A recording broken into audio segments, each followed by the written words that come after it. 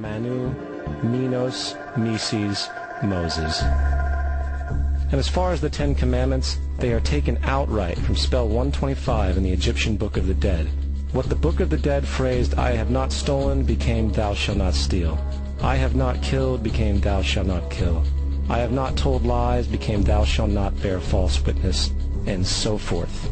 In fact, the Egyptian religion is likely the primary foundational basis for the Judeo-Christian theology.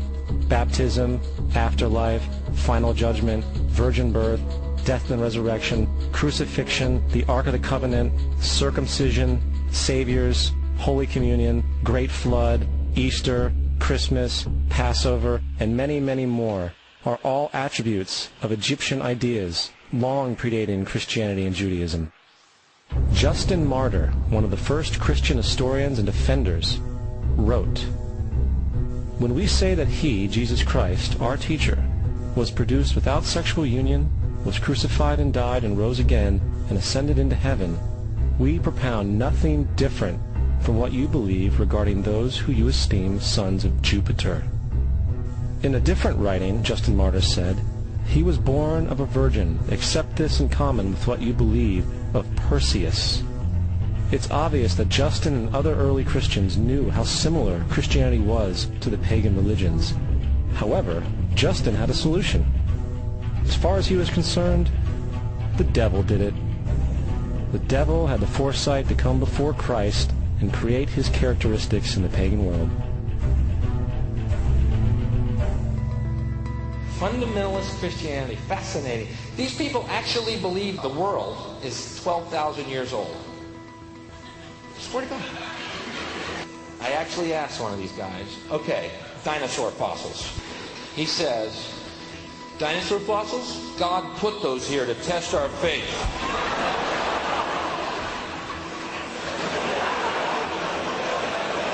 I think God put you here to test my faith, dude.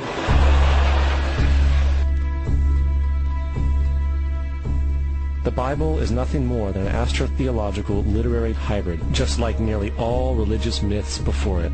In fact, the aspect of transference of one character's attributes to a new character can be found within the book itself. In the Old Testament, there is the story of Joseph. Joseph was a prototype for Jesus. Joseph was born of a miracle birth. Jesus was born of a miracle birth. Joseph was of 12 brothers. Jesus had 12 disciples. Joseph was sold for 20 pieces of silver. Jesus was sold for 30 pieces of silver. Brother Judah suggests the sale of Joseph. Disciple Judas suggests the sale of Jesus. Joseph began his work at the age of 30. Jesus began his work at the age of 30. The parallels go on and on. Furthermore, is there any non-biblical historical evidence of any person living with the name Jesus, the son of Mary, who traveled about with 12 followers, healing people and the like? There are numerous historians who lived in and around the Mediterranean, either during or soon after the assumed life of Jesus. How many of these historians document this figure? Not one. However, to be fair, that doesn't mean defenders of the historical Jesus haven't claimed the contrary. 4 historians are typically referenced to justify Jesus' existence. Pliny the Younger, Suetonius, and Tacitus are the first 3. Each one of their entries consists of only a few sentences at best, and only refer to Christus or the Christ, which in fact is not a name but a title. It means the Anointed One. The 4th source is Josephus, and this source has been proven to be a forgery for hundreds of years. Sadly, it is still cited as truth. You would think that a guy who rose from the dead and ascended into heaven for all eyes to see and performed the wealth of miracles acclaimed to him would have made it into the historical record. It didn't, because once the evidence is weighed, there are very high odds that the figure known as Jesus did not even exist.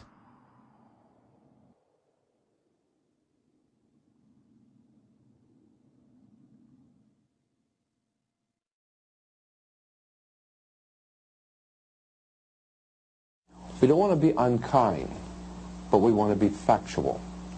We don't want to cause hurt feelings, but we want to be academically correct in what we understand and know to be true.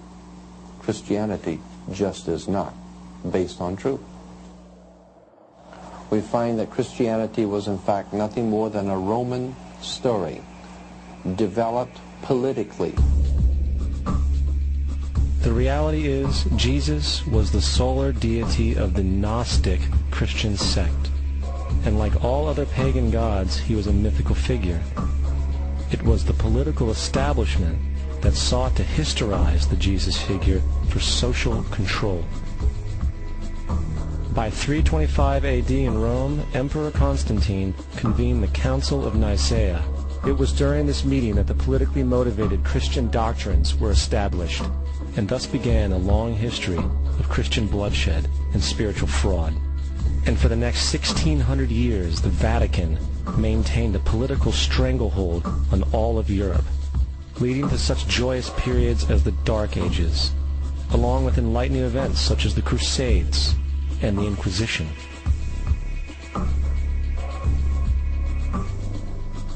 Christianity, along with all other theistic belief systems, is the fraud of the age. It serves to detach the species from the natural world, and likewise each other. It supports blind submission to authority. It reduces human responsibility to the effect that God controls everything, and in turn awful crimes can be justified in the name of a divine pursuit. And most importantly, it empowers those who know the truth, but use the myth to manipulate and control societies.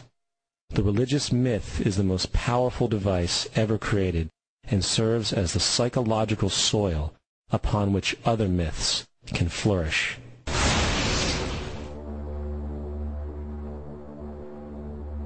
A myth is an idea that, while widely believed, is false. In a deeper sense, in the religious sense, a myth serves as an orienting and mobilizing story for a people. The focus is not on the story's relation to reality, but on its function.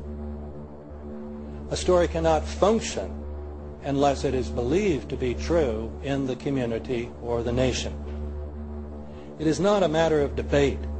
If some people have the bad taste to raise the question of the truth of the sacred story, the keepers of the faith do not enter into debate with them. They ignore them or denounce them as blasphemers. It is wrong, blasphemous, and sinful for you to suggest, imply, or help other people come to the conclusion that the U.S. government killed 3,000 of its own citizens.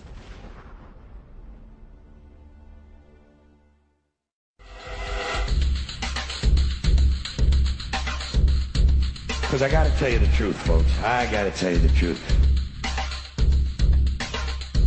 When it comes to bullshit, big-time, major league bullshit, you have to stand in awe of the all-time champion of false promises and exaggerated claims, religion. Think about it. Religion has actually convinced people that there's an invisible man living in the sky who watches everything you do every minute of every day. And the invisible man has a special list of 10 things he does not want you to do. And if you do any of these 10 things, he has a special place full of fire and smoke and burning and torture and anguish where he will send you to live and suffer and burn and choke and scream and cry forever and ever till the end of time. But he loves you.